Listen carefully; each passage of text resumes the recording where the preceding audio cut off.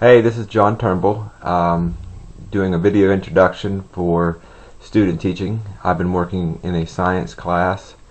It's a pull-out science class. There are 7 students in the class, and they've been going through a particular curriculum that involves a lot of scientific terminology. It seems that the students don't really have a strategy for how to approach these words, to attack these words, and to find the meanings within the text and so forth.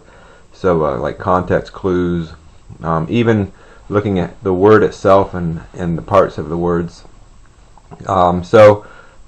Recently they did a test over one of the units they were working on when I got involved with them, and it was an open note test. And so what I did was I went through and I looked at the data from the vocabulary questions, and just to see how they did on that. So even with an open note test, they were getting about 33% of those answers incorrect. I also did interviews with them and just asked them the question, what do you do when you have difficulties with vocabulary? What is your strategy? How do you figure it out?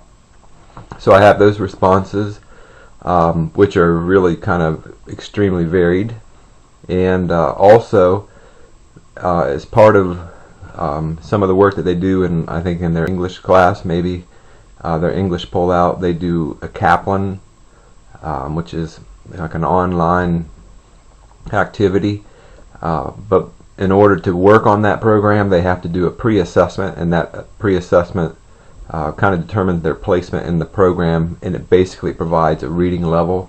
So I was able to get printouts of their reading levels, and to see that only one of the 7, actually only 6 of them took that test, but one of them scored in like the 8th grade level.